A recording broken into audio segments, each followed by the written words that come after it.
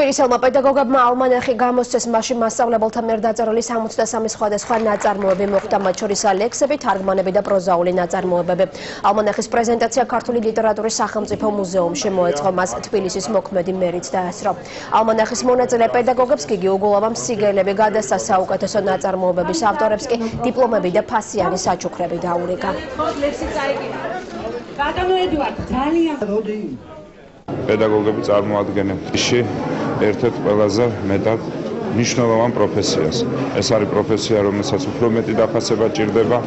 ძალიან ბევრი განსაკუთრებით ქალბატონები იყო აქ წარმოდგენილი და მე მინდა ასევე ხაზი გავუსვა, რომ სწორედ ერთ-ერთი ყველაზე მტკივნეული საკითხი თბილისში არის ქალბატონების დასაქმების საკითხი.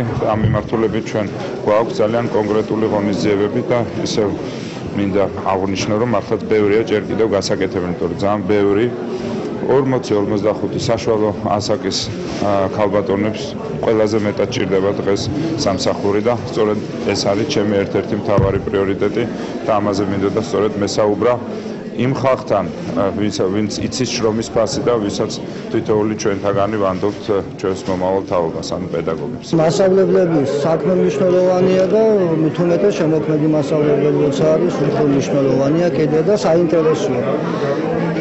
წარმოადგინეთ, ეხლა გამოცხადა კონკურსი, მასწავლებლებმა წარმოადგინეთ თქვენი ნაშრომები